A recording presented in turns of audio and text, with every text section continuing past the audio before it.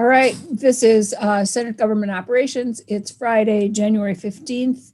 And we today are going to look at CARES funding, the new CARES funding, and how it may affect the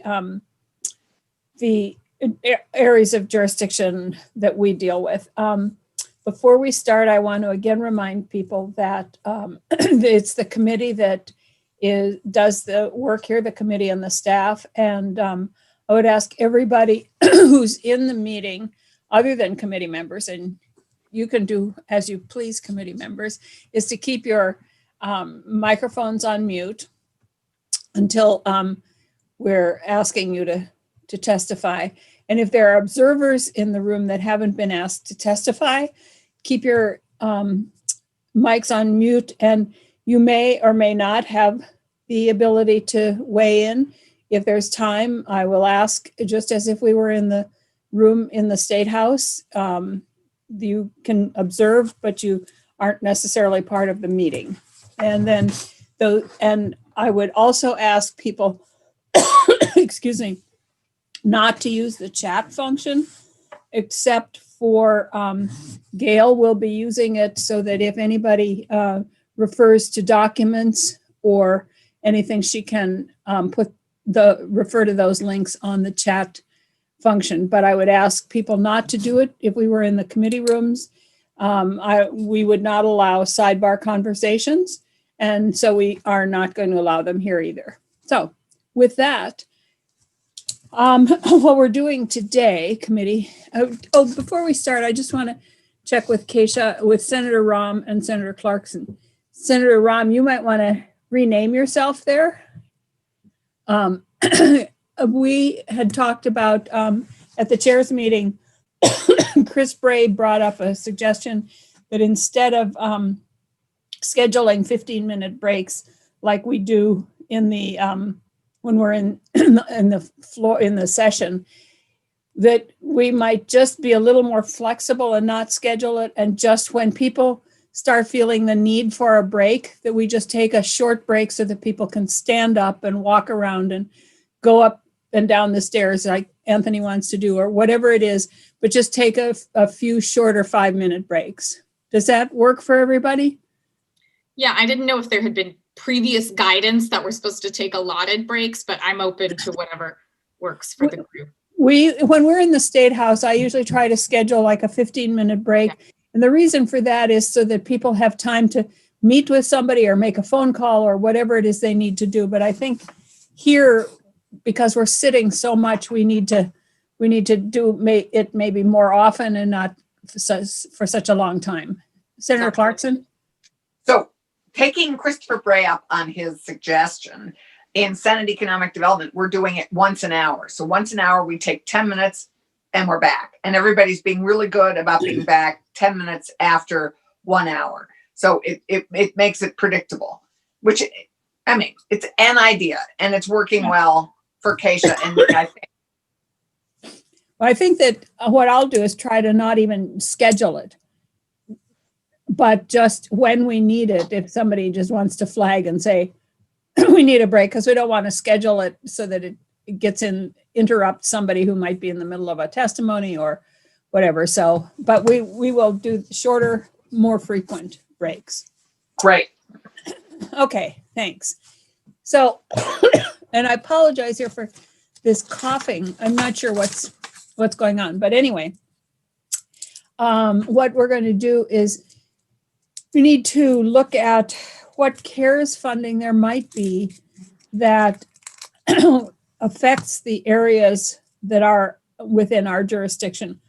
So that would be EMS, towns and cities and towns, law enforcement, state employees.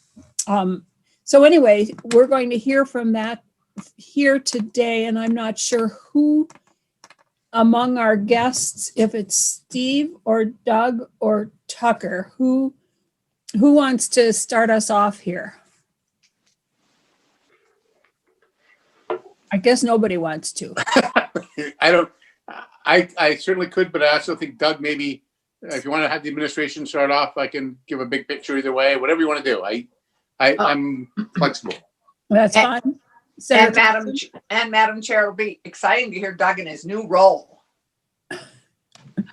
Maybe he has a new costume.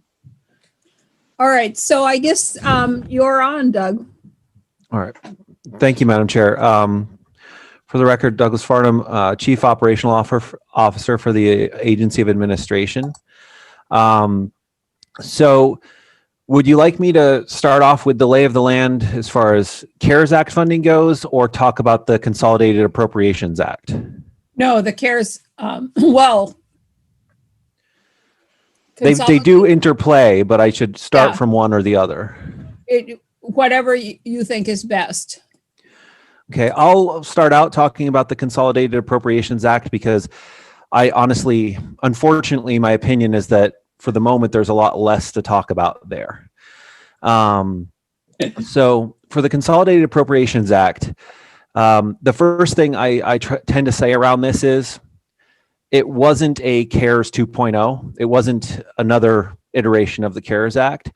And I say that because the uses of the funds, it's much more parsed out. It's much narrower. And, you know, there's also a lot less money in play. Now, there are significant amounts of money in play. Does that And the mean Consolidated or- Appropriation relieved some of our, Okay. sorry. It did give us an extension to the CARES Act, the CRF deadline through the end of the year, which gives us a little bit more flexibility in incurring new expenses. But it didn't put any additional funding into the coronavirus relief fund. So I think that's, you know, a good starting point is that, you know, before that bill and afterwards, we have the same balance in the coronavirus relief fund for Vermont. The things that it did do, emergency rental assistance, of course, is the big headline item. We think we're getting $200 million there. And that money, we've submitted the application the administration has submitted application for those funds.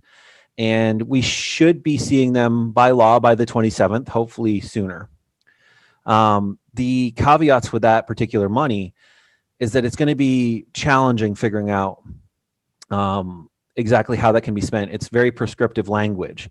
So unlike the CARES Act, which was general money that could be used in a lot of different ways with federal restrictions, but still many, many different ways, the emergency rental assistance is for, you know, rental assistance, utility assistance. There might be What some was this? programs in AHS. What was that word, second word you used? Rental assistance and what?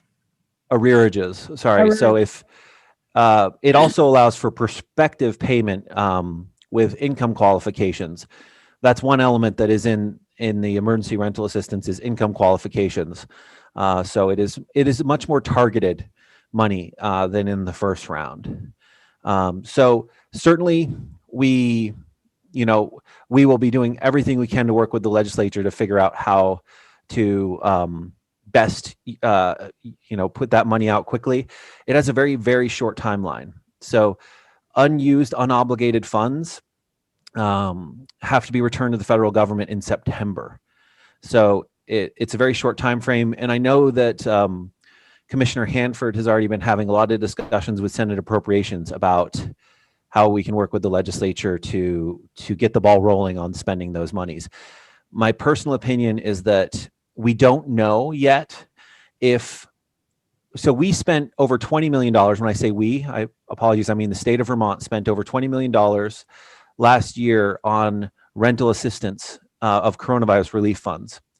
We don't know if a swap would be allowed at this point because of the prescriptive nature of the new federal language. It's kind of up in the air at this point. And my recommendation is that we don't spend any more CRF for the time being on rental assistance, because $200 million is going to be a challenge to figure out how to get out on the street. And we don't want to complicate it further by putting more CRF towards that purpose. So I think that there's a lot there. We're waiting on some Treasury guidance and, like I said, active conversations in Senate Appropriations about this particular bucket.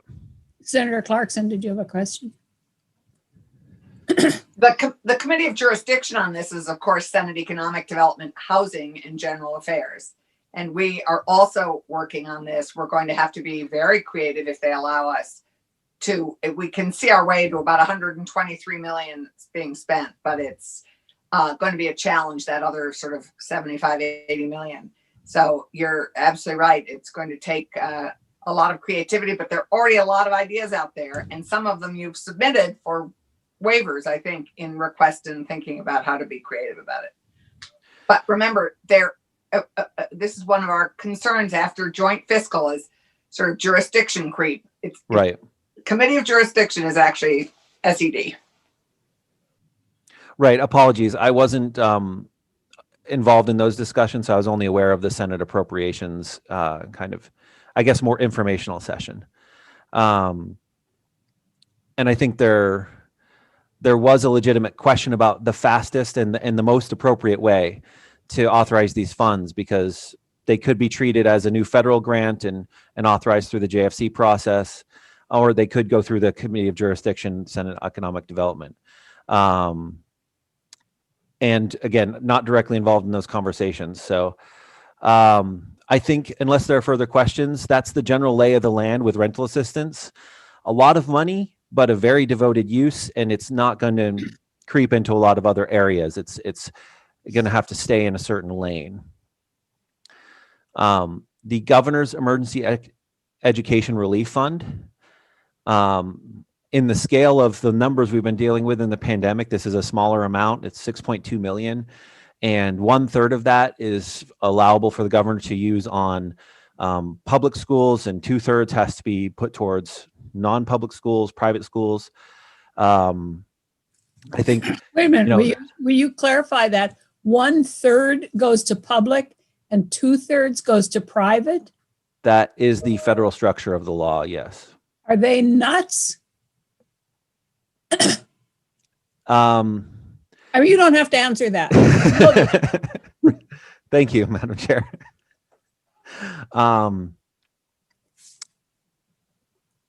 Yeah, it's interesting. I would say that one question the administration is interested in, I think, is can homeschools be considered, private schools?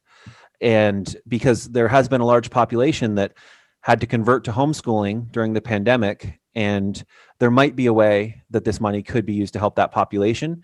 So I think that's an area that the governor is interested in at least looking into. But it depends upon how the federal government really defines that private school section and how much discretion is there. Oh my God.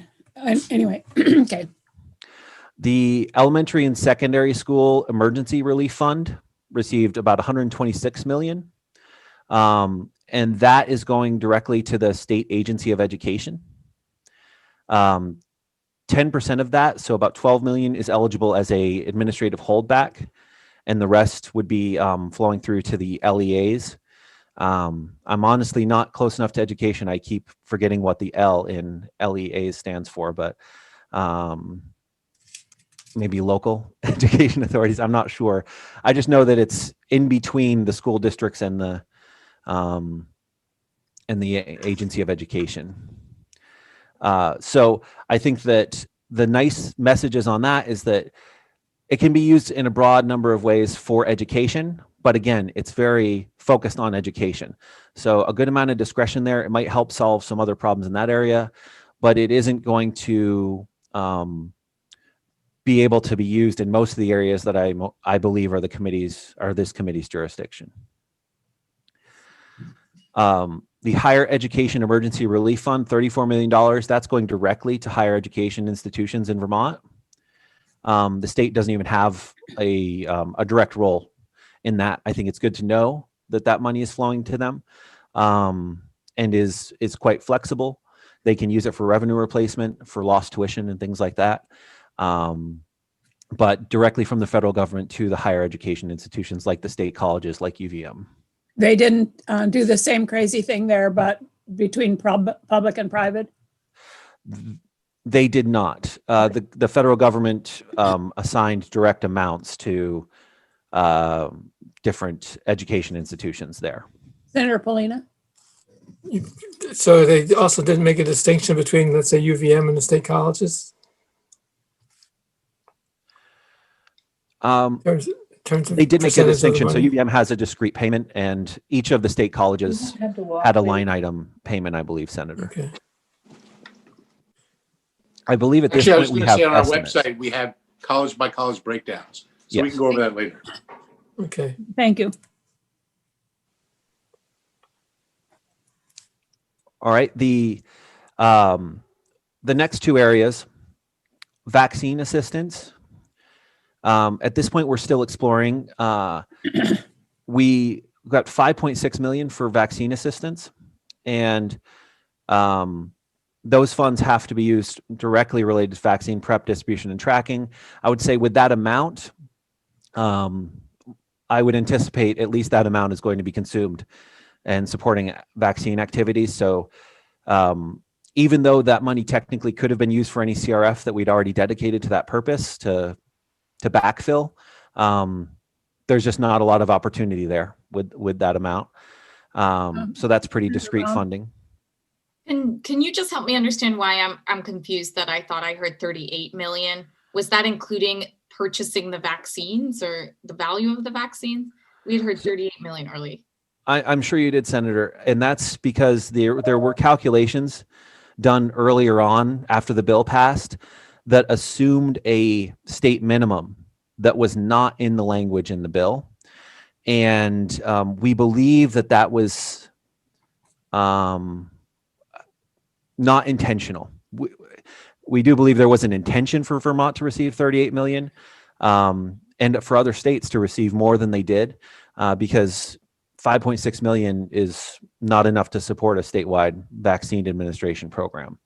So I'm certain that there are conversations happening with the federal delegation, and I would anticipate that if new legislation passes in February related to some of the proposals the Biden administration is already putting forward, that I would hope that the small state thresholds would be part of that and kind of making an adjustment there. For the moment, though, we only have the current law, and the CDC did publish these amounts, and 5.6 is the amount that the CDC has said that Vermont will get. Okay, I had been thinking we could like pay everyone $50 and still have 20 million to sort of administer it, but that's a big difference. Thanks. There were two areas, Senator, where there was a big difference. That and the next one, Public Health and Social Services Emergency Fund, which I believe that fund would have had, especially with EMTs, with local governments, there could have been a lot more overlap with your committee's jurisdiction there.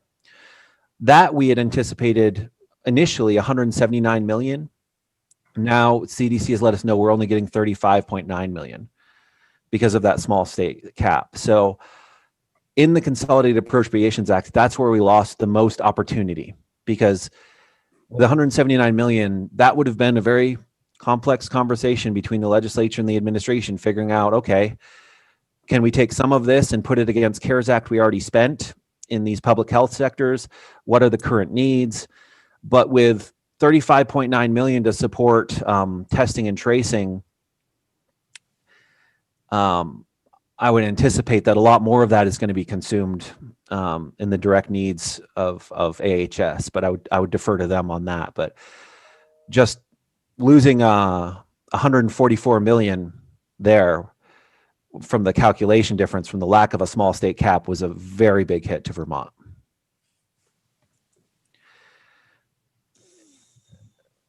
So that fund in particular, I would say that would have been the biggest area that I think of the Consolidated Appropriations Act. And I am not directly involved in the planning of how to spend that 35 million or where the needs are with that. But I would say that probably has the most nexus to your committee, Madam Chair. The next elements are the remaining 5 elements that I'm going to call out are all, they're more like additions to other funding streams. So rural transit funding got 26.7 million.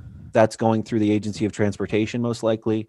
But that's just putting more money into that rural transportation structure. Child Care Development Block Grant got 12.6 million, likely going through the Agency of Human Services. That CDBG grant previously had gone through there. State highway funding received 50.4 million, also going through AOT. Grants and aids for airports got 3.9 million. And then there's a $1 million drinking water, low-income drinking water and wastewater emergency assistance program. And as far as monies that go directly through the state, with the exception of the one thing I didn't list as well was the UI program and the changes there, the extension and the additional $300 payments. There wasn't anything else I'm aware of that goes directly through the state of Vermont from the Consolidated Appropriations Act. So to sum up, it really didn't put a lot of discretionary money on the table for the state of Vermont, unfortunately. So on those amounts you gave us for like rural transit and childcare development and stuff, is that money in addition to what we normally, or is? Yes, Senator, I believe that is above the pre-existing allocations. And would you just talk a little bit about the UI? I didn't quite get that there's an initial $300. I guess this isn't our area really, but it would be nice to understand it while we're here. I would have to apologize there, Madam Chair. I am aware of the additional $300 payment, and I'm aware of an extension of the federal match. But I am not the best person on those details. I kind of moved away from that and allowed Commissioner Harrington to be the lead on that. Maybe Senator Clarkson has an answer. Yeah, it is we remember we initially had a $600 payment that went with whatever you got on UI, and now it's been reduced to $300, and it is only for 11 weeks. So it's $300 additional dollars on top of your UI check, but it's, I believe, only for 11 weeks. And Steve Klein can correct me if I'm wrong. And that covers PUA also? That I have forgot. I don't remember. I believe so, but we'll double check. Okay. I can't remember. Keisha, can you remember? I can't. Does it? I think it does, but and Steve, are you on? I thought you were on. Oh no. Sorry. Yes, you're right. Out. Yes, you're right. Basically, it does cover PUA. Yeah. I'm saying it's correct what you're saying. Yeah. Okay. The problem is she didn't know what she was saying, Steve. Yeah, exactly. Thank you. I'm glad just keep it up, Klein. That's a good idea. Okay, thanks. I didn't mean to get into the weeds there, but just in case I'm sure we'll all get questions. No, that's an important one for us to know because it's one of the few things directly for individuals who are hurting the most right now. Okay. All right. Doug, do you want to continue here? So I would say at this point, I guess Senator Rahm has a question. Okay. I guess it's kind of a general question, but I'm not trying to ask you to be a, fortune teller or anything, but how might we assess if some of these things would change with a new administration as we go would be helpful, or if you think they're static? Like I'm just trying to understand, is this it, or could this change with the president-elect's new proposal before we get the money in? So the things that I've heard at this point, Senator, are that there's a lot of states banding together, financial officers banding together to try to request more discretion on the rental assistance money. So I think that the Biden administration is likely to be sympathetic to that. So I wouldn't be surprised to see more discretion on how that rental assistance money can be used. Maybe not increasing the amount, but maybe increasing the ways it could be spent so that Vermont would have an easier time figuring out how to spend that $200 million, probably keeping it in the rental and housing kind of lane. So I think it all still probably fall within economic development. The Emergency Education Relief Fund, I know that a lot of, there is discussion about a great amount of additional money towards education. in some of the Biden proposals. So the education related items, I don't think much will change in those, but we'll probably see supplementals and additional amounts to those education sections. I would think that the vaccine and the testing and tracing, I think that it's more likely than not that small state threshold will be adjusted so that we would get another 33 million for vaccines and another 144 for public health for testing and tracing. So I think that I do think it's more likely than not that those amounts will come back on the table. They already had a broad amount of discretion within those uses. So I don't think that the rules around them will change. I just think we might get a supplemental payment to those funds. The last 5 elements, the kind of the direct funding for AOT and other places, I doubt that there will be any action there. And on as far as UI goes, with the $1,400 payments being on the table, I don't imagine they would do the $1,400 payments and a UI fix, and an additional. They might do an extension in the UI sector. What's the $1,400 payment? Sorry. So initially, there was a lot of talk about the U.S. Treasury ended up doing the direct payment of $600 per person, and then an amount with dependents directly to every taxpayer in America. And there was debate over whether that should be $600 or $2,000. And now the Biden administration is proposing $1,400. So basically getting people up to that $2,000 to every taxpayer. And that's going to consume a large amount of the $2 trillion that they're talking about in the package. But I think $350 billion, and this is always dangerous to try to rattle off numbers like this. I'm almost bound to be wrong at one point, but I think $350 billion was dedicated towards education out of that $2 trillion. And those $1,400 payments would consume a large chunk of the remaining $1.65 trillion. I have to say, I think I'm sounding like an old conservative here, but I would rather see that money a little more focused. I do not think that I want to see Jeff Bezos getting another $1,400 check. It's based on your income. Yes, What do you Senator, there mean? is an income phase out on those. Because the first one wasn't, was it? It was. Yes. Madam Chair. The 2,000? Yes. So And what's, this one is too. what is the income limit? I think it's 75,000 is what I remember. It is 75 for one and 150 for a couple. The if first you're one had a above that- higher cap. If you're above that, you don't get it? Correct. But I would And- agree with you, Jeanette. I would agree with you. I think that the UI payments are much more targeted to a population in much greater need.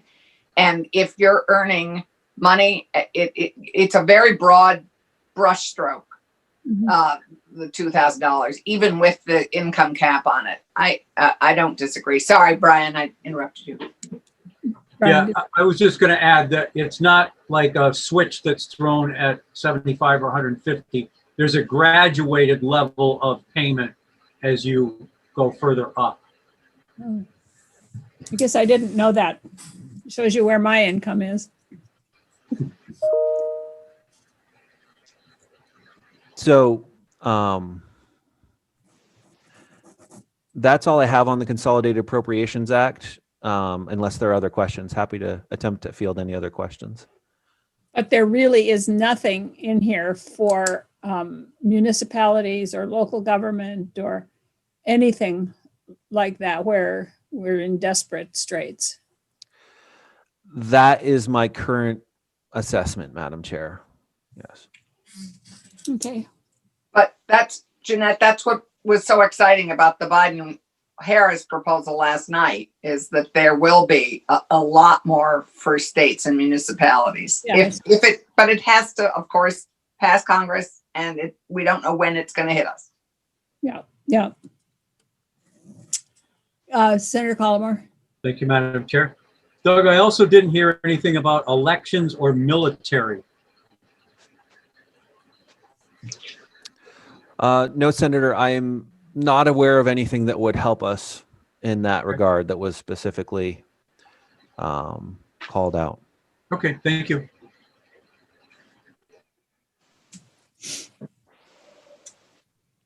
Okay.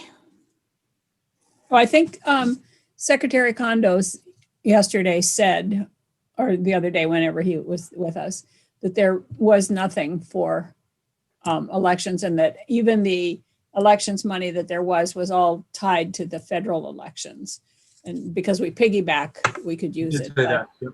yeah. And there won't be a federal election again for 2 years. Right? Correct. All right. All right. So now, Madam Chair, I'd be happy to move into kind of a status report on what I know of the CRF at this point. Yep, that would be great. Does anybody have any more questions or anything first before we move? Okay. So, as the committee is probably aware, the original deadline up until 2 days before it was December 30th, 2020 for the CARES Act. We did receive an extension on December 28th, but most of the appropriations or JFC allocations and the spending plans by the administration or grant programs had all been designed to expend that money by December 30th. So when I checked actuals in late December, we had already spent out of the bank over $1 billion of the 1.25 billion. And the other $250 million, the vast majority of that was all tied up in, it was obligated, but waiting on invoices. And I think at this point, we did receive the extension, and we had established a process to revert that money and put it against a certain set of priorities, put it against payroll to make sure that we didn't have to return anything to the federal government, because we have a large amount of eligible payroll in state government that we did not put CARES Act money against. So that would allow us to expend the remainder that didn't make it out into the community. And then that would have had the consequence of allowing us to have general fund to talk about in the BAA.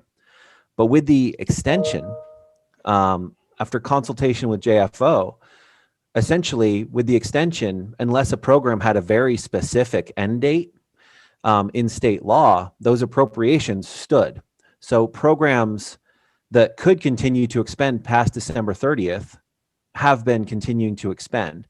We've had a number of programs that have reconciled and closed out, but I would say we have over 100 CARES Act programs in Vermont, and a good portion of them are still active and either in the phases of final reconciliation or are still helping Vermonters.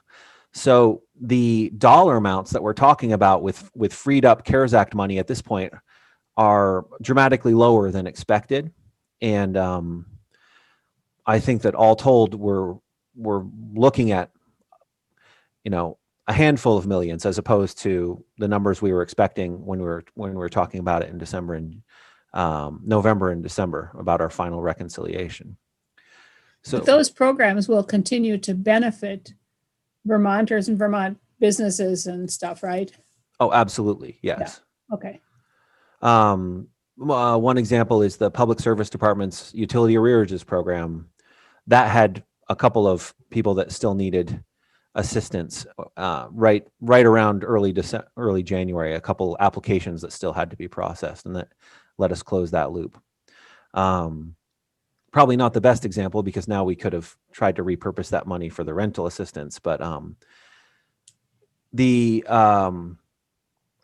yes, I think the other example is the education sector. There had been discussion about reverting money from that because the schools couldn't find enough uses before December 30th in order to fully expend the grants that they had signed up for. And that was because of a timing issue, because the HVAC installers were flat out and just not able to put any more systems in. And so at this point, there is still some money there, but it could still be used towards the purpose of making our schools safer during the pandemic. So at that point, none of that money has been reverted and is still sitting with the program under the legislatively authorized purpose. So as far as amounts on the bottom line right now, the last time I looked, we only had about $3.5 million on the bottom line in the coronavirus relief fund. And the discussion that I know Commissioner Gresham is more the point on is the administration does have some proposed uses for if money is to revert over the next month or two as programs close out, as we reach the natural end of the need, what that money would then be put towards. So as we go forward here, and there's that 3.5 and potentially a little bit more, what is our role in suggesting to you uses for that money? I mean, I know that we have Drew Hazelton with us here today, and EMS, I think, system is dreadfully in need of money, and cities and towns. So what is our role as we go forward in the area in suggesting to you uses for that remaining money? So I would say, Madam Chair, that as Senator Clarkson pointed out, the JFC process of utilizing that money and move it around has ended with the beginning of the new session. And that was where the administration proposed reallocations. At this point, reallocations of CARES Act, first opportunity, I believe, is likely in the BAA. And I know that the administration intends to talk about how we approach remaining CRF funds and future reversions in the Budget Adjustment Act. So I think that that's the appropriate vehicle to house the most immediate CRF related needs. I think that it's going to be difficult because we do have such a small amount of CRF left. And as I said, those reversions we're anticipating, none of them are going to be very large. So it's not going to be able to meet very many needs, the remaining CRF process. And the needs, some of the needs are still quite large, like the rental assistance piece, which, you know, that we're clearly going to continue to face large need.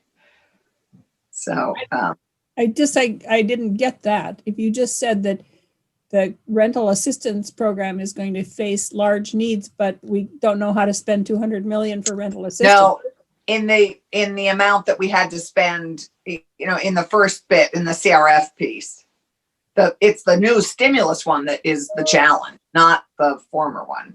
And the FEMA money that they found, Doug, you could maybe explain that some of this FEMA money is any of the FEMA. So that's a question for this committee, which is any of the FEMA money that they're using to kind of juggle the rental assistance piece, is that, and maybe liberate some of that or replace it, is any of that available for areas in our jurisdiction, given that we deal with so much of the emergency community?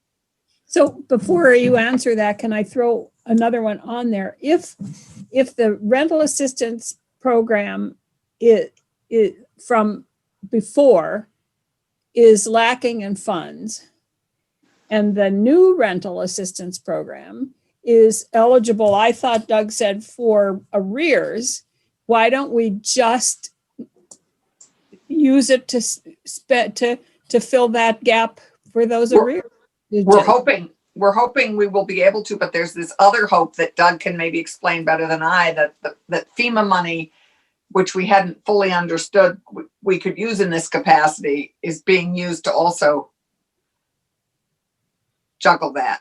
I get that. I just am really concerned that we're spending FEMA money that and maybe I'm wrong here, that could be used in other instances to fill rental assistance when we're then going to struggle to use 200 million for rental assistance because it's too much. And why don't we instead use that FEMA money someplace else and just backfill the arrearages? Am I entirely? I get it. I get what you're asking. Doug, do you have an answer for that? So what I would say related to the FEMA money is that right now we have recently, with total FEMA claims for the state of Vermont, for medical providers, for municipalities, for all FEMA claims in Vermont, we're right around $100 million of claims to FEMA. Now they would reimburse a maximum of 75 million of that, and we're working through that. We're adjudicating, and we're figuring out, okay, of that 100 million, exactly how much are they going to reimburse the state of Vermont? One thing with FEMA money, I would say, is that of all of the different funding sources, FEMA is the most onerous and it is the most specific. So when we get FEMA money for a particular program, we may be able to offset some other funding that we had parked there. Like if we had CRF supporting a program, we get FEMA. Technically, we need to be paying for that program with those FEMA dollars. And then the general fund or the CRF or whatever else was funding that program could be moved away to another use. But FEMA money has to be spent directly on what you got the claim reimbursement for. And then that is part of our approach, is that over the next year, we are going to be seeing, we've tried to anticipate how much of the FEMA claims will actually be reimbursed. And we're trying to keep enough CRF on hand to reimburse that in the budget. And with like the healthcare provider program had a section where they were covering applicants' CRF match, because CRF can be used to match against FEMA, whereas other federal funds cannot. Otherwise, we would have to use state funds to match against those FEMA reimbursements, those FEMA claims. So I think specifically with the FEMA payments coming in, the claims for these housing programs, I think that there is some opportunity there for those FEMA to free up CRF, but that is also tempered by the fact that we got an extension of CRF, and CRF is the only source we can use to match FEMA other than a state dollar. So that's going to increase the pressure on CRF dollars as well, because we have ongoing pandemic activities. And I, for one, want to make sure we keep the general fund burden on FEMA match as low as possible. So that's something we're also having to juggle, is keeping CRF on hand to match against FEMA claims. And are we Yes, Senator Clarkson. Are we maxing, I'm cognizant that Drew Hazelton is on the phone with us. Are we ensuring that all our members of the emergency community are all their additional expenses are being maxed and used fully in this FEMA match situation? I would say yes, Senator, we are. Before I transitioned into the role, Brad Furland issued a memo saying, for all of our CRF programs, if you are a FEMA eligible entity, you have to apply to FEMA first. And so with the municipalities, that was the case. And we created a kind of side-by-side process where they could apply to both places, but they would get the FEMA award before the CRF award wherever possible. And I think by doing that, we were able to stretch the CRF dollars, and we had a good amount of municipal applications to FEMA. And one thing I would say about the towns is that they're experienced at applying to FEMA, and their claims went more smoothly than a lot of the other claims. So that was a win-win for the state, I think, and that with that approach. There are also a lot of moving potentialities with FEMA, where the Biden administration could choose to reduce the match percentage to 10%. Theoretically, the president, not the governor, can reduce the match to 0. That is within the president's authority to do. So, and Vermont has already crossed the threshold at which you could go from 25 to 10, but that is not something we can count on. That is only something that can come from the federal government. So not something we can plan on.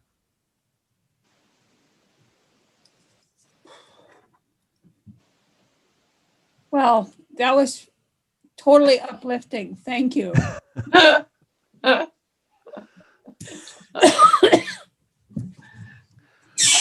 All right. Doug, do you have more to tell us? Christmas is in another 340 days. I apologize, Madam Chair. That is the ground I had planned to cover. I will stay around to, answer any additional questions that come up. But I think that I just wanted to say to the committee that the legislature in last session did an amazing job of working through and getting the money out the door. I hear all the time from peers and from different groups I work with that Vermont was better than just about any other state in getting the money out there to help Vermonters. So I just wanted to express gratitude for this committee and for the other committees I work with that I think we did an amazing job getting the money out the door to the community, helping Vermonters. And that's one reason why this extension, when the CRF was extended, it didn't necessarily help us as much as it helped a lot of other states. What we need is another vehicle to help us get through 2021, because we already did a great job in trying to make 2020 better for Vermonters.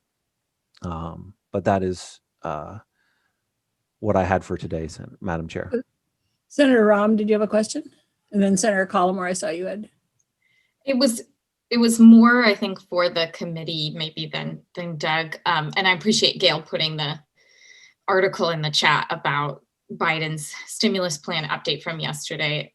Because I think we're going to have to keep unpacking this, but I just want to make sure as a new member of GovOps that I understand what is within our purview and what isn't. So for example, just with vaccine rollout, would we have anything, would we have any purview over that? That's all healthcare, health and welfare. Is that correct? I believe so. What we have oversight on is municipal, EMS, law enforcement, the military, local government, and then the structure of government itself. Mm-hmm. So if the rollout affected the structure of the government, then we might have on the other hand, what I would say is that because we're the Government Operations Committee, we can do anything we want. I mean, within reason, we can weigh in on many, many things because we are government operations. And just like yesterday when we sent the note about the vaccine rollout to the encouraging the administration to look closely at our corrections facilities and those who are incarcerated and work in them. So while we have certain areas, we often weigh in on other areas. And I think that, and sometimes other committees will ask us to weigh in on things or to take things over, which is what happened with marijuana dispensaries. Mm-hmm. That certainly isn't our concern, but health and welfare didn't want to do it. Mm-hmm. So I think that within reason, we can weigh in on anything, and we can certainly make recommendations to other committees if we have. Yeah. Okay. Does that answer it at all?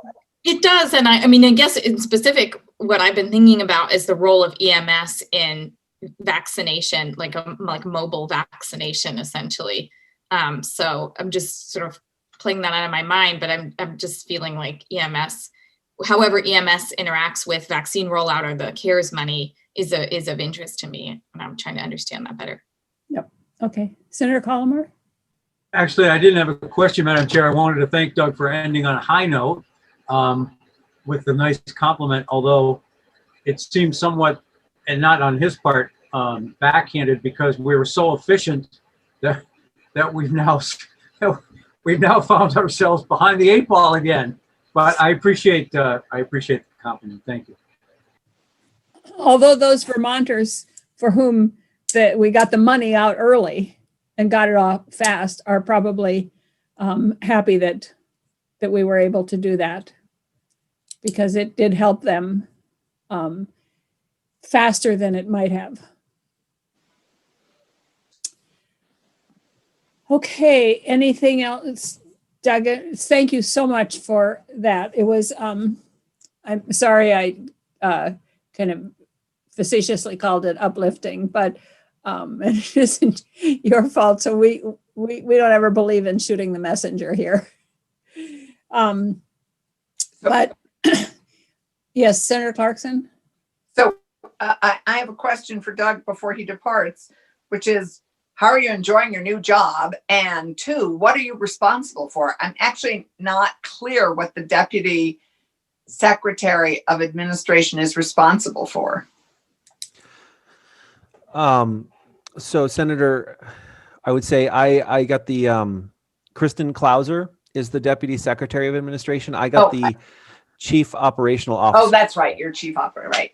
Which is actually somewhat vaguer. And in the long run, I think I look forward to working with this committee much more, because it would make sense that the Chief Operational Officer would have a lot of shared interests with the Government Operations Committee of the Senate. So in the long run, I intend to be involved from an oversight role on a majority of the state's large IT projects, particularly if they cross multiple agencies, particularly when they affect a lot of processes.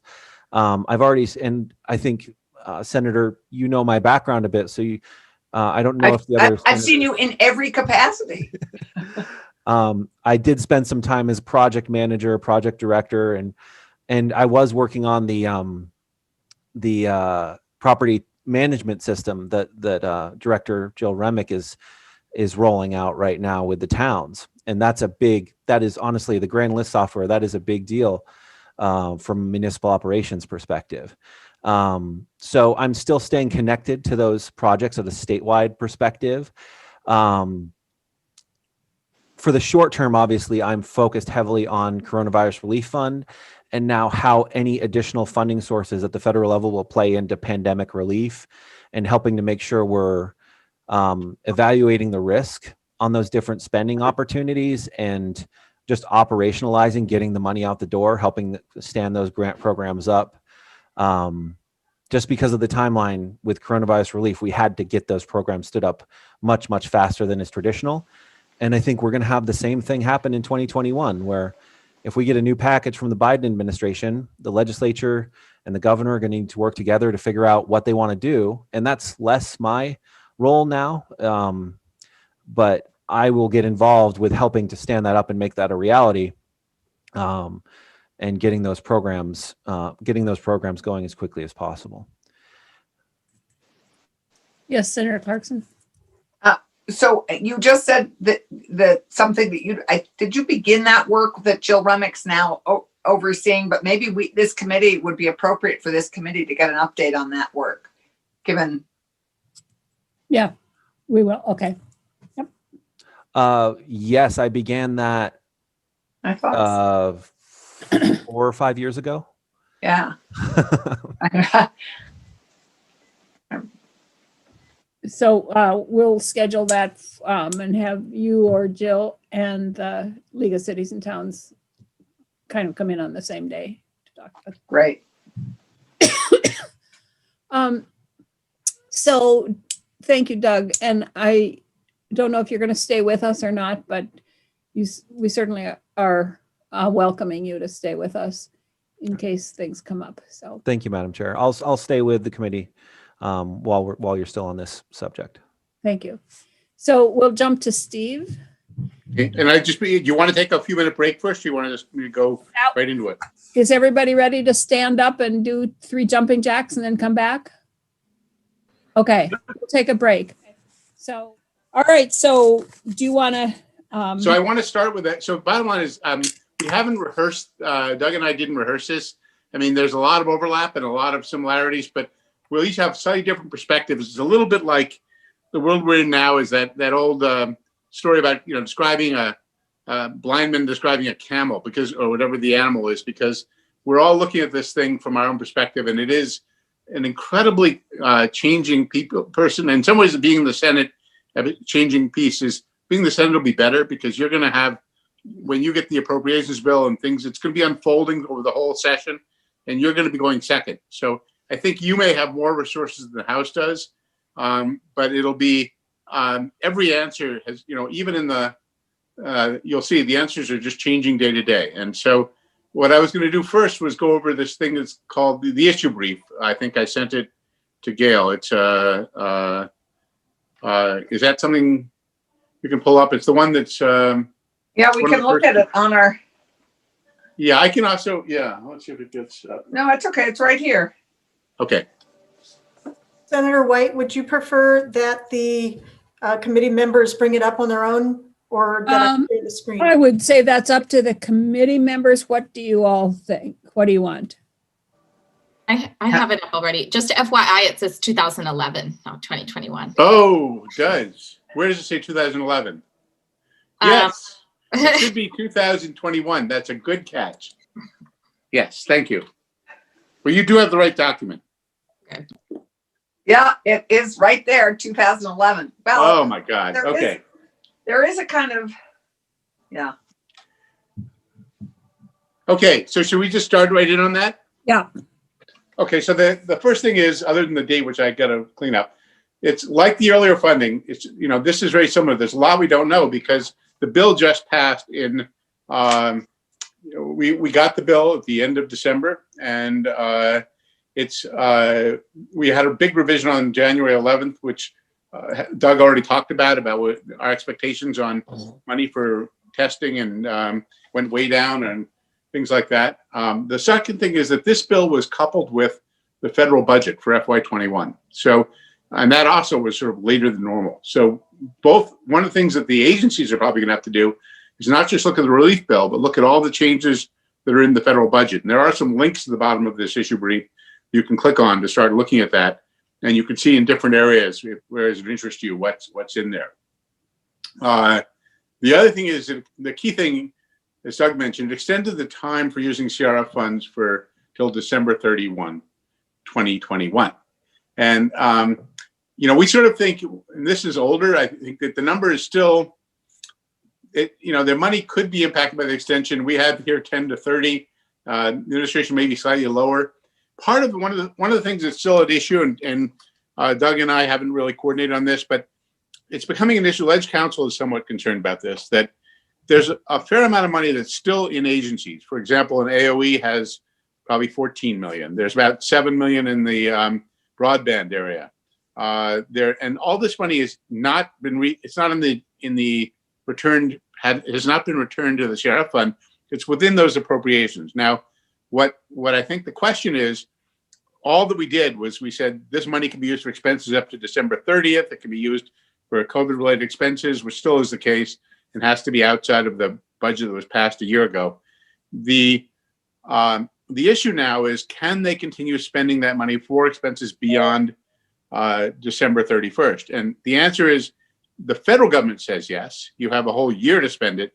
But given we passed all of the stuff with conditions about spending by December 30th, do we need to pass additional language saying, yeah, you've got your money in your line, but we need to give you some additional authority to spend it? And that's sort of an area where there's discussions going on, and it's gray. And I think that the Ledge Council would say we should probably add language in different places saying, and notwithstanding the other laws we passed before, yes, you can continue to spend because the federal law has changed. Or it's really an issue in some cases, like in broadband, where they put distinct language in there that said any expenses beyond December 30th, or as of December 20th, any unspent money has to be returned to the CRF fund. That we know they have 7.9 million. So we're going to have to notwithstand that law and change it. In education, we'll talk about this in a minute. they Can I have just ask gotten a a fair question amount of money. first? Can I ask a Sorry. question? You said that there's some conversation in Ledge Council about that, and we Yeah. might need to, we might need to add language in different Yeah, places. well, Would it be and added in one place to cover everything? well, no, and that's the dilemma because, and this is one of the dilemmas we have in this area where, as you know, when we did the CRF spending, we did it in a lot of different bills in a lot of different sections. And so the problem is different in different places. So we're, you know, I don't want to, I guess I would just say these are good questions and the answer is we don't know yet how we're going to handle it. It's sort of it's just a problem that's starting to unfold. And we had another example where today I got a call from a small facility in Rutland that got money from Housing Conservation Board, but they have more work they could do with the money, but it's January. And so Housing Conservation Board wrote them and said, you know, you cannot spend the money because it's now January. Well, maybe Housing Conservation, we need to give authority for these groups to, you know, spend. So these are the things that you probably will be called in to deal with. Okay, so Senator Rahm has a question. My Regional Planning Commission mentioned a concern about the local government expense reimbursement program. Is that one of these as well? Is that a CARES Act thing or something? Where does that fall? So, and I, you know, if Doug wants to jump in, yeah,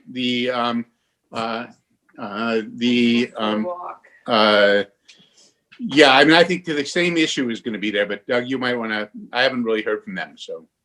I would say that the local government expense reimbursement program initially was allocated 12.6 million. I believe that a little over 10 million of grants were issued and a portion, 1.6 million or so, was reverted. So that was reverted and allocated and spent in other places during the JFC process. Mm-hmm. And that was all based on expenses claimed up to 10 million. And I know that the auditing process in that program was very rigorous.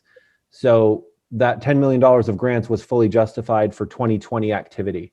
And at this point, there's no money left in that program to continue forward, even if authorization was granted to issue new grants for 2021 activity. Can I forward you this email? Because I feel like the head of CCRPC would know what he's asking, but maybe I'm saying it incorrectly, but he wanted that extended. Of course, Senator. Okay, thanks.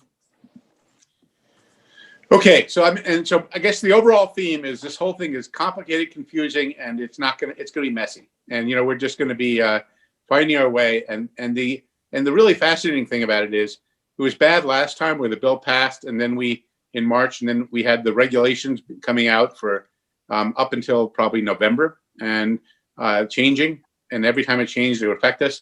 Well, this time the bill passed under the Trump administration. The Biden administration is going to have probably a different take on the guidance on this. And then as Doug mentioned, the new bill that's being talked about could change things too. They could come in there and change the specific the way we can use the render assistance money. We're going to talk about that in a minute. So it's a constantly changing world. It's going to be, I was talking with someone today, we may end up doing several budget adjustments, like maybe 2 or 3 or more. There's one quick bill coming out in the Senate to address some of these little issues that are being called technical issues. They're working with Senator Sirotkin. They're working with a lot of senators, because there's a lot of the broadband issue is in there. It's food issues. So it's affecting a lot of committees. They're trying to capture some of these things and clarify them. But I have a feeling that'll happen again and again for the next few months. The next thing I was going to say, and these are just sort of general overview statements, we'll get to specifics in a minute. The bill's impact on Vermont is going to be, and this is really important from the point of, the first bill really had about a $5 billion impact on the state, of which 1.25 was the CRF funds. This one, I think it's in the neighborhood of $2 to $2.5 billion impact, because that includes everything from the federally administered PPP programs to the federal SBA programs to the money that went out to individuals and in UI, and then money going out on checks. And the check cap is around 85,000. I think it does trigger off at some place around that. So all of this money is, I think, hitting the economy. And so and we'll talk about that in a minute, but the amount of money that the state has to deal with is somewhere in the neighborhood of 650 million and maybe less, because as Doug pointed out, and we'll go into this in a minute, the higher ed world, they allocated that money down to every institute of higher education. So we have a list on our website, which does show, I probably should send it to you. You can all look at your favorite school and see how much they got. It's down to the smallest amount went to, I think it's CIT in Brattleboro, which they got, I think it's 10 or 15,000 or something of that nature. So they were not a big winner, but the money, I think the state colleges got about 12 million, the UVM got about 10 million, and all the schools got different amounts. There's not a lot of money to law school, but anyway, so we can get into that. So then there are areas where, and some of the, so anyway, so the money, those monies are allocated, and the education is another one, but rental assistance is the area where the biggest problem that's occurring right now, because we got 200 million. We got, which is, if you think about Vermont and the CRF money, Vermont got $2,000 per capita. And in New York, California, Texas got $389 per capita because of the small state minimum. So basically we got 5 times what these big states got per person. So that's a lot of money. And we like it. It's good for us. It made it easier to deal with our issues than those states have. And so the renter assistance used the same formula as the CRF fund. So while we got $200 million, and I haven't figured out the per capita amount, proportionally, those big states probably got, a lot less. Their share is way down. So we are in a situation where one of the things being proposed for the first bill out of the chute, the one the Senate Appropriations is working on today, is to give $50 million to the Department of Housing to start getting that money out and meeting their needs. And that sounds like a lot of money, and it is a lot of money, but it's a quarter of what we got. And so one of the big problems is anything we don't spend by September 30th, anything we don't obligate by September 30th will be returned to the feds. So there's going to be a lot of pushing to get this out quickly and try to be creative about how we use it. Steve, can I ask you the question that I asked earlier? And maybe I didn't ask it right, but if we got $100 in the first rental assistance program, and we needed $150, right? And now we are getting $200, but we only need $150. Why can't we put $50 of what we can't? I think Allison said we can spend 173 million, but the other 37 million is going to be 123. Well, okay, but so the other amount. So why can't, if it can apply to arrearages, why can't we just backfill? I don't get that. So that's a really good question, and this is the area where we're and this happened before in housing related stuff. So what we tried to do, a lot of this is depending on how much risk we're willing to take, because you're dealing with the new rental housing, and he has very strict income limits on it, and the old sheriff money did not. But you're right. I mean, the question is, how do we use this money to backfill like public housing? Can we do that? And there's some. And the other question is, can we use this for hotels? It's not like a house, but it is. We're providing services for people where they live. Can we do this? For example, the things that are being talked about. We have people in mobile homes that are not in terrible shape. Could we basically do have the landlord raise the rent for a while and in exchange for weatherization, or in exchange for paying more for people to move to mobile homes? How creative can we be? Now, there's going to be changes in Washington about it, but you have to remember that other states that are getting 1/5 of what we got don't have the same demand for creativity. They can probably spend this to meet renter needs right away. And so if Vermont, we don't have a national outcry to be as creative. It's more of for people like us who've gotten way more than our share.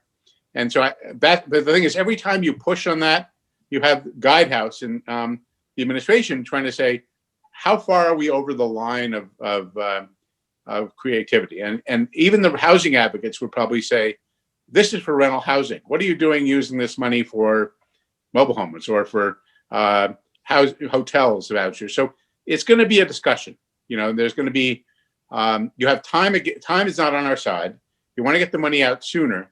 You got to decide how much risk you're going to take. and how creative you can be. And this is going to be great fun for Senate Economic Development and other committees on how we do this. And my hope is that the administration and the legislature and the advocates sort of think it through. And the other important issue is, if it looks like we can't spend 200 million, then maybe we should be really creative with the extra money. But this is an area where we're going to be most, I would say that it's really getting a lot of attention and focus because it's just so much money.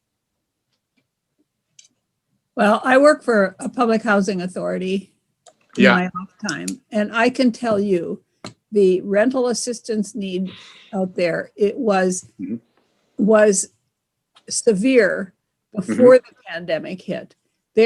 And I also work with a mobile home park here that is in dire need. Yeah. I mean, and they charge rent. They charge rent. They Right. charge rent for the plots. Yeah. So they're paying rent. I guess I don't understand how we can't be creative enough to spend that money on something that is such a dire need. We need a waiver. We're going to need the feds to let us know to waive it and let us use it creatively. That's, I think, our challenge, because we could use it for students, for dorm rentals. We could use it for mobile home parks. We could use it. Well, mobile home parks is rental. Well, so are renting dorm rooms. So there is in the issue brief, if you get down to line 6, you'll see you can click on the rental assistance and it'll show you some of the guidelines and some of the complexities of this. And the other thing is that, it's not going to be everything where everybody's in agreement, because if you're an advocate for rental assistance, you may not be an advocate of putting the money into into shelters or things like that. Or it's all, there's a lot to figure out and a lot of interest here. And you're asking the right questions. And I think what happened last fall in some of the housing programs is legislative leadership said to the administration, this is an area we want to take risks. It's a really part of state policy. It's a direction we need to go. Let's do it. And then they worked that out with the administration. And this may be the same type of area where somebody has to assess the risk we're taking and say, let's go for it. With the idea being that if we don't have enough, if something goes wrong and somebody says that's really a bad use, then we might have to pay it off with other resources.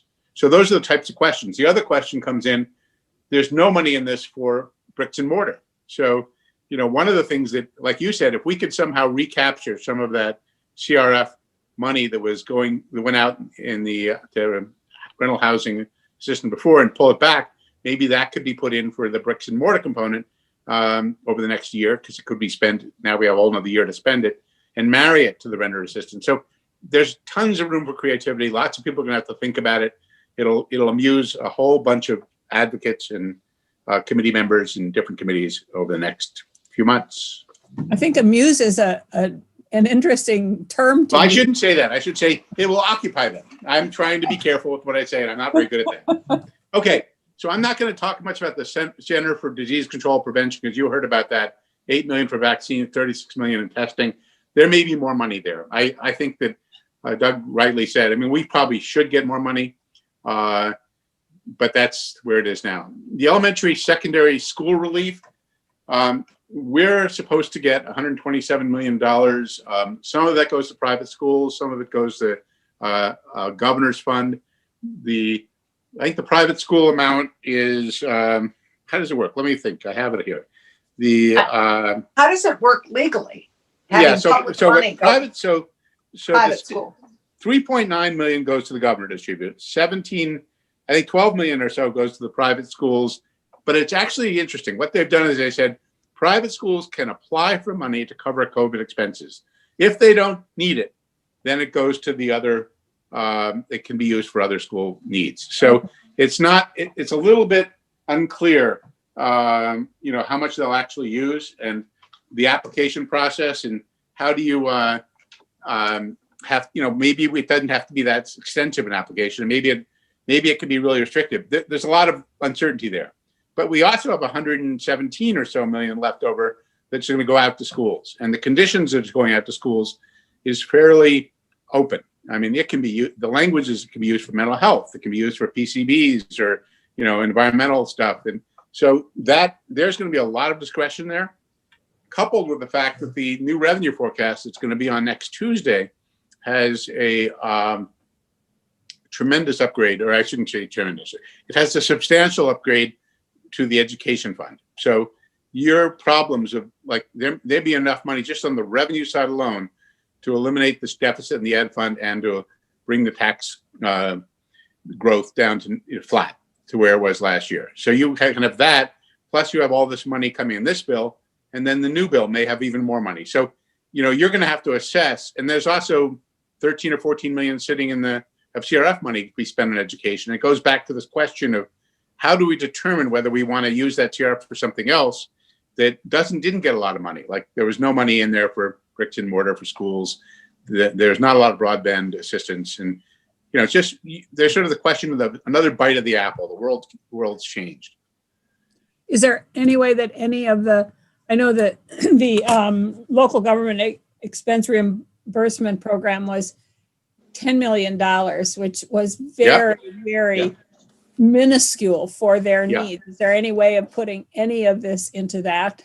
Well, that's the question. If we can find a way to bring back CRF money, you'll have to choose what you do with it. But the other catch is the new bill, the one that Biden's talking about, and we don't know what that'll happen with that. But his initial proposal is $350 million in state and local assistance, and whether that survives, I mean, I've heard numbers like 100 billion. I mean, 350 billion to 100 billion. Well, we have a silly formula here that if we were just getting, Vermont is 0.187%, or just about 0.2% of the US population.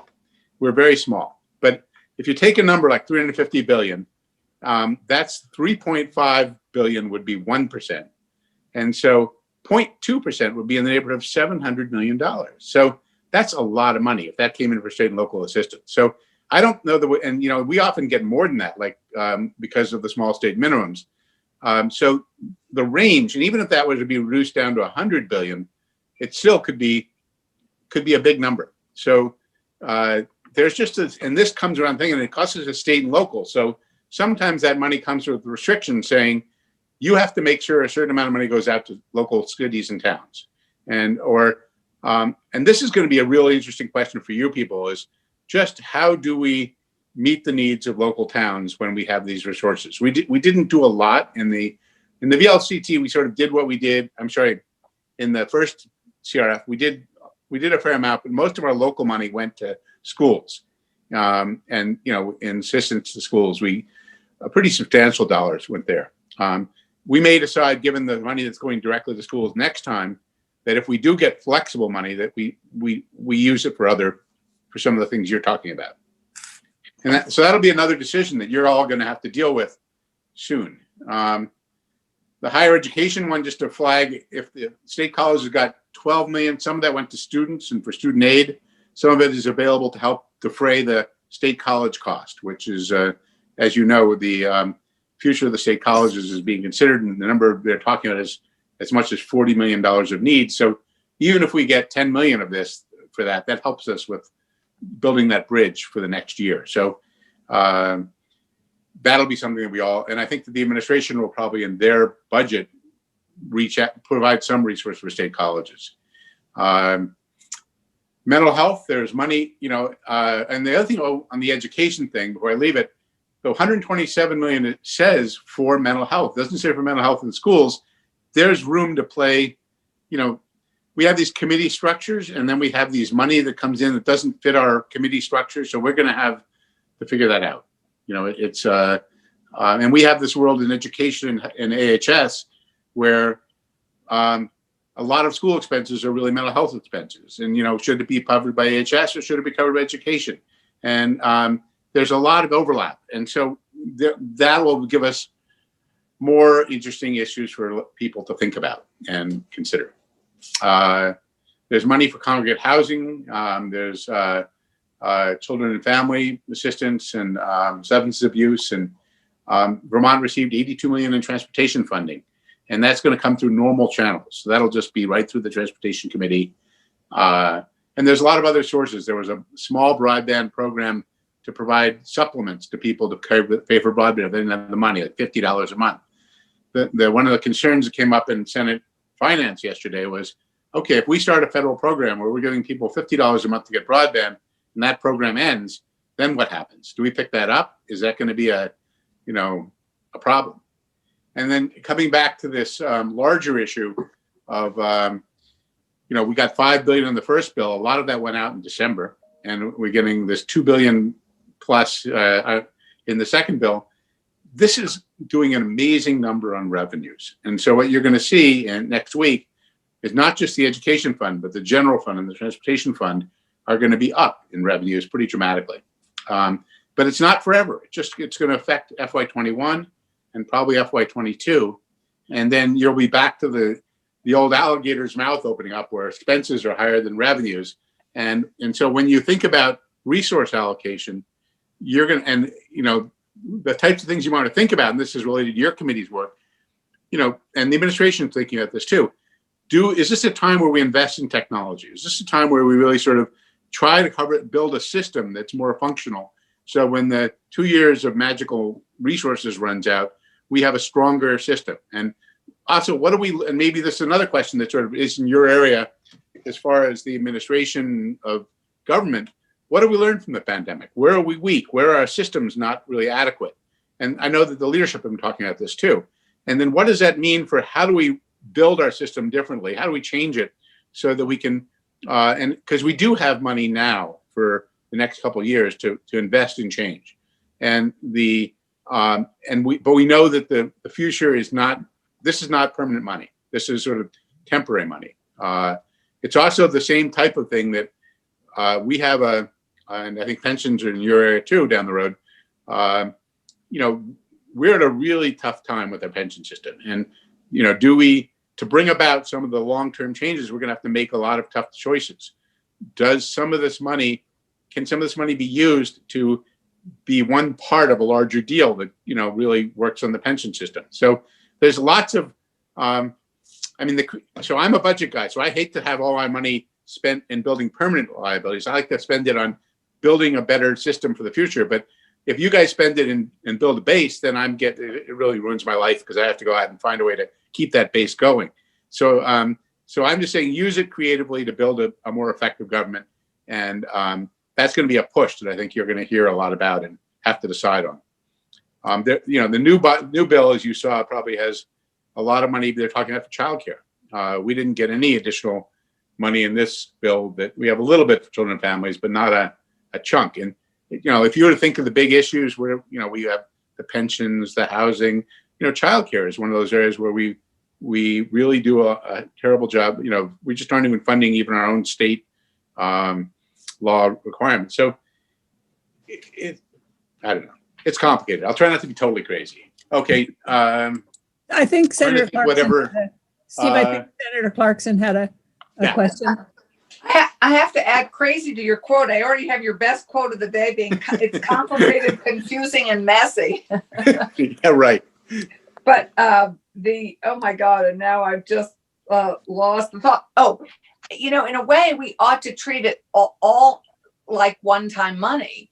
And one-time money can be used for long-term solutions, like the way we're using it in housing and building housing, which and rehabbing housing in the Rutland area, the housing improvement program. That's all using this one-time money for long-term solutions, which is in some ways the way we have to look at these. You're absolutely right. If we just set up more programs with them, but if we can fund the programs we already have and or fund long-term solutions, which will help us, because all this money we're going to have to pay for over time. So and the other thing is, and just to add to that complication, these are all things you can learn about. We have Chris Roop on our staff has a really good thing on the pension funds, background of what's going on in that. We have Joyce Manchester has just done an issue brief pointing out that right now 73% of our unemployed are women, and this is not a traditional phenomenon. Historically, this time of year, there are more men that are unemployed, construction and people like that are out of work. But we are in a totally different arena. So you say to yourself, this pandemic has affected different groups in different ways. So when you're thinking, and the administration is, so I'm like a really biased person. I know I'm a nonpartisan, but okay. But so there's issues that came up in the Joint Fiscal Committee. When you give money to businesses, how targeted do you want to be? I mean, I think you really need to think about, what is the problem we're facing? We're not in the situation we were with Joint Fiscal where it was crisis A. We have more money coming in from the feds and business assistance. Right now, we don't have that huge amount of resources, but how much do you all want to target your resources to the types of economic change we're seeing? And whether it's a childcare issue, whether it's a type of businesses where women work, the hospitality industry, the other things, the businesses the people that have businesses you can do the work from home are different than the ones that, some people can have childcare issues and working from home is possible, but some people can't work from home in their jobs and have had to give them up. So it's a very complex piece. And I know economic development's going to have to deal with this at committee, but it's really a larger, the systems we build, you're in the world of systems, you're in the world of how government's structured. That's really, it's a real important review. And maybe the thing to do with your agencies for this committee is to talk to them about, what do they find out about our systems? Where are we weak? Where are we strong? How do we build them? So where are our vulnerabilities? So that's just a thought. And what we're looking at, wherever possible, and this is the point that the chair was making earlier, to look at how do we sort of recapture the CRF money, which is flexible, and you can do things like what Senator Clarkson talked about, maybe for more housing and things like that, by using some of this new resources. Are there cases where we can move money around? And that's going to, and the question is, again, this issue of risk. Do you use the money creatively to take risks? And it just means that we need to be ready to have some reserves in case somebody comes down later on and says, you shouldn't have done that. Okay. So any questions for us? I think our work is just beginning. It is. Mm-hmm. And this isn't even without the overlay of all the stuff that will get passed from Biden. That's the other piece, is that we have this huge freight train of opportunity plowing its way down a track. It's not going to be what was proposed last night. It won't end up that way, obviously. But man, there's hope for states and municipalities just steamrolling down. And, that's going to be another whole piece of work for us, which is going to be big. I think Steve's suggestion is kind of where I'd been thinking, is that we need to talk to the agencies and the departments and find out what they learned, where their weaknesses are, where their strengths are, what they see as needing to be changed, regardless of what we think we might get in money. Yeah, I Some agree. of those changes will be able to be made to strengthen the systems without necessarily spending money. So we need to be ready to make suggestions when we know what money there will be, but we need to start talking to them now about where they see changes that can be made. And I'll work with the other chairs to see how they want to, how we want to split up this responsibility in terms of different agencies and departments. And you're absolutely right, Jeanette and Steve. I think that if we also, this is just building out our lessons learned. And, for example, it would be great if VLCT came to us with all their proposals for how town work. We know a few little tiny pieces of it, like the deeds, the digitizing of land records and stuff. But there must be oodles of things they've learned that we could make more efficient and do. So I think it's a great idea to do for all of our areas of jurisdiction and each agency. So, Senator Rahm? I don't know if this is a sort of taboo subject in this committee. None are. Good. And how recently it's come up. But I just, maybe it's a question for Doug. I can't imagine doing any of this without a centralized budget and planning office. And he's a COO of a sort of really disparate set of agencies. And I just think it's time to bring back a planning office. It feels like every other state has one, and they collect data and they coordinate these kinds of efforts. And where are we with that? Doug has disappeared. I can respond if you'd like, Madam Chair. Yes, please. So I would say that at this point, I haven't had a lot of conversations with the rest of the administration about that type of concept. I just moved into my role from tax in November. So I think I can bring that back. I can certainly bring the message back that it's a conversation that the committee would like to have, but I don't have a lot that I could really chime in on right now. Of course, we used to have a planning office years ago, up until the end of the Cunin administration. No, up until Howard Dean's administration, I think. Howard Dean decided we didn't need to do that kind of planning, so he eliminated the planning office. And just to add fuel to that fire, in some ways, like education, the question is, we just act like the education department operates like a pass-through entity. It just gives money out. There's no real. I think they really aren't very good at thinking about strategically, what are we doing? And I feel like in some ways, a lot of it, that is a really critical need in that area. It's a critical need everywhere. One example where this is going to come up, and it's in the healthcare arena, is that we currently have two major waivers, that are being renegotiated with Washington. One is the Global Commitment Waiver, and one is the ACO waiver. And they tremendous impact in Vermont. Well, we were negotiating with Trump people up until recently, and now they're going to have a whole new collection of Biden people, and it's an ongoing process.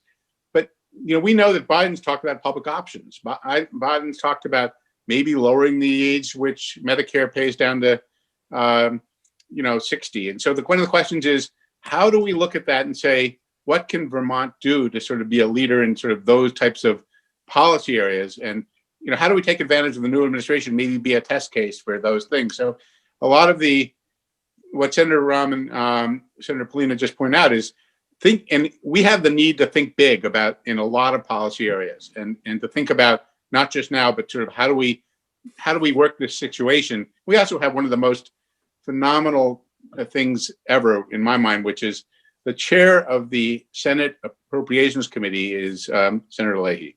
The chair of the Senate Budget Committee is Senator Sanders. And so we have probably one of the most powerful delegations we've ever had. And so, if there's ever a time for us to be thinking big about in a lot of different policy areas, this is it. And it really does require work with the administration and the legislature to do that. And so, yeah.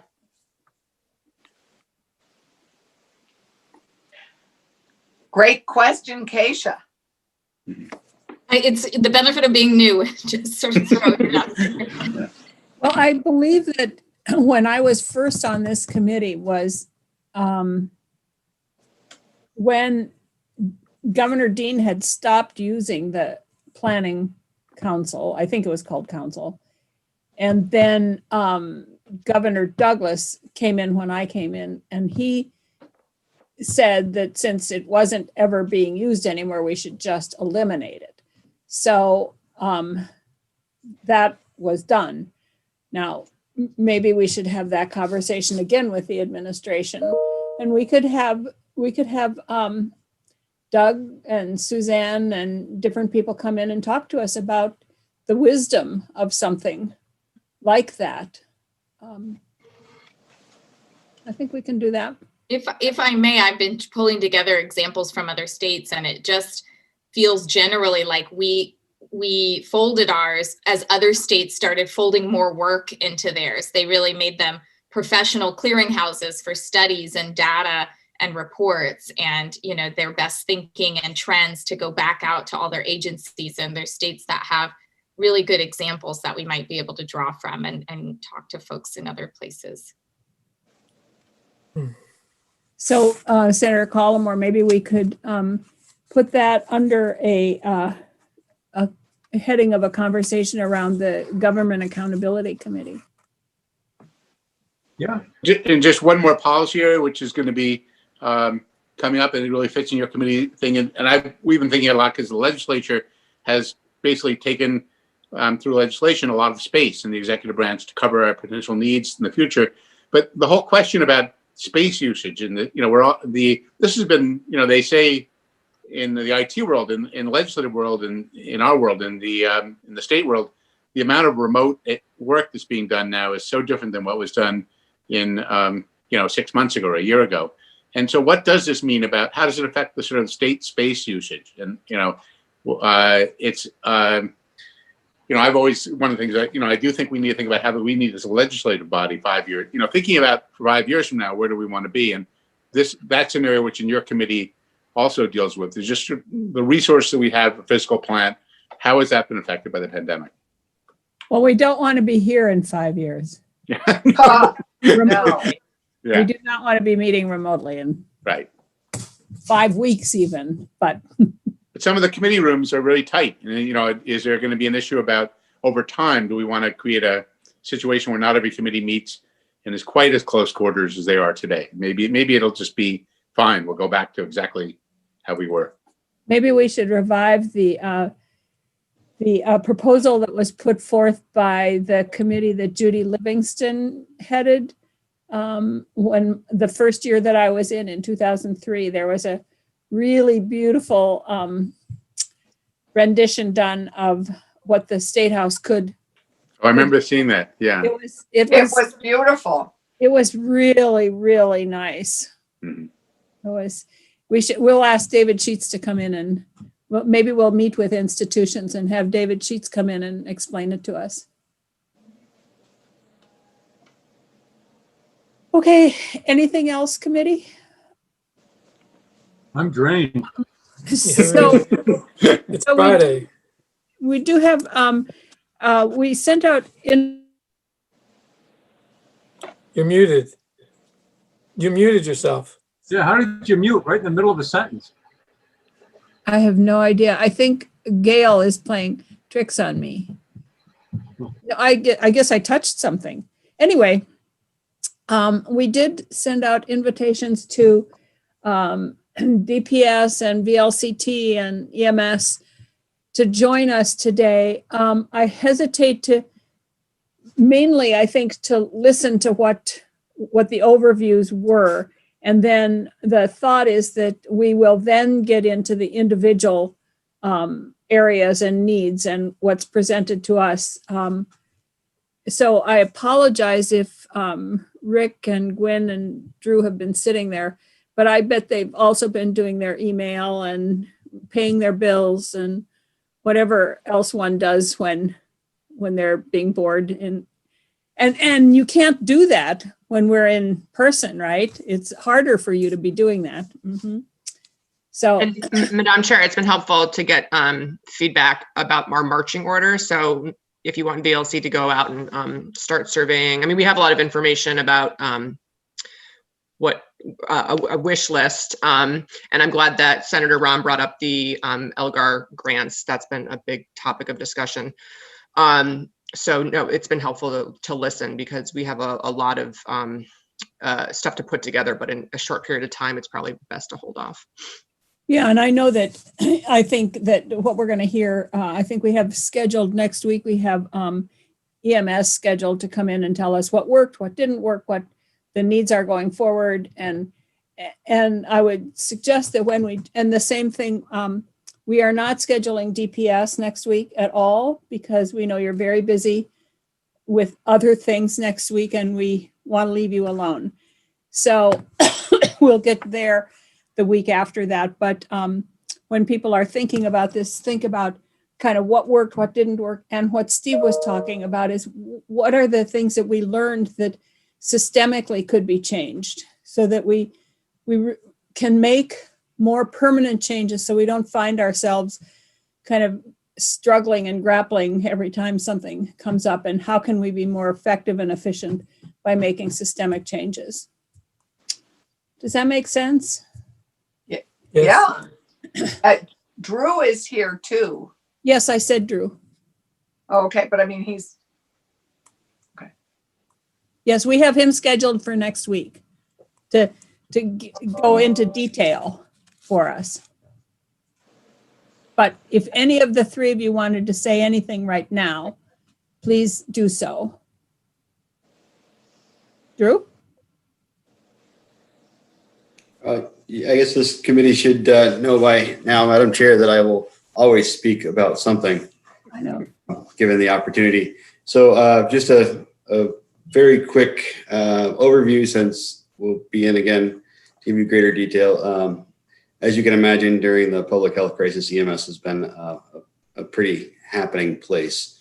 A lot like your committee, and when you're talking about your areas of jurisdiction, ours is kind of passed all over the place, from vaccination to transportation to testing, and obviously our main role, which would be emergency medicine.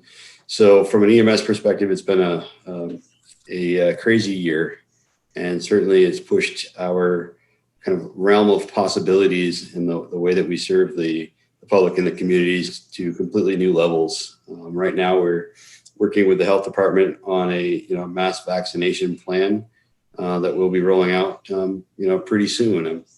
I'm excited about the opportunity to help kind of bring an end to this pandemic through vaccination and using our EMS staff to do that. We also have had the opportunity to learn about a lot of or more specifics about how fragile our system really is. And early on in the pandemic, we discussed the funding mechanism that keeps EMS moving, and how easy it was to disrupt that funding mechanism and put many services in jeopardy of being able to continue to serve the public. We also saw our entire workforce development framework crumble in early spring. And, we did use some money that you appropriated and try to help rebuild that structure. We tried to not only kind of get that program off the ground and put a Band-Aid on our losses, but also to kind of build that future programming. So we've learned a lot of lessons in EMS over the summer and the fall, and we certainly have a lot of work to do. We are way behind in our workforce development. We have managed to get about 30% of the people that we need into EMS programs, utilizing some of the education funds, or utilizing all of the education funds. But we need to kind of focus our energy on kind of rebuilding that workforce in 2021. And I completely agree with the concept of utilizing what resources are available to build a sustainable model. For many years, I've spoken with this committee about challenges facing EMS, and they were here before the pandemic. And it would be nice if we could kind of chip away at some of those challenges for the long term as we bring an end to the pandemic. Yes, thank you. And we'll go into much more detail next week when we hear from you, but that's a good overview. Thank you for reminding us. Rick, did you have anything you'd like to throw in here? I can't hear you. You seem to be unmuted, but.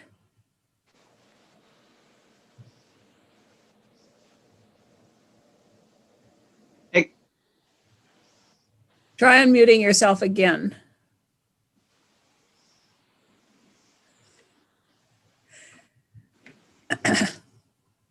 It may be the volume on your computer. This is some kind of a gag order, I think. Or maybe it's, While he's working on that, Madam Chair, I mentioned I have a kind of emotionally sensitive meeting at 3, if it's okay. Yeah. A little early. Well, yeah, I want to wrap up here in just a minute, but I just wanted to give Rick a moment if he had anything to say. Okay. He's good. So what I'm going to say, committee, then, is that thank you to everybody for coming, and thanks to Doug and Steve for those uplifting reports.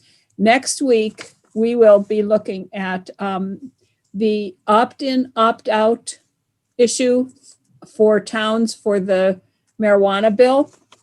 We're going to hear from Jason and Tom Little around the census and what that means. just a report on where we are with that. We're going to listen to OPR's priorities and what some of their issues are. We're going to hear from Susanna Davis and the Racial Equity Advisory Panel, their report, and then the RDAP. And I can't ever remember what RDAP stands for, but Aton is joining us to give us that report. And then we'll have a general discussion about data collection and how we work all of those things together. We are going to hear from the National Guard. They have some major concerns about the safety, the COVID, the virus safety with their members who are being deployed, and how we need to treat them. We're going to hear on our preparedness bill, and then EMS, and then on Friday we're going to spend the day again looking at the issue of the Public Records Act and the juveniles. Wow. That's a great week. So that's next week. And okay. And then on, I'm going to leave a little time on Tuesday for some committee discussion about what we might want to do the next week. Okay.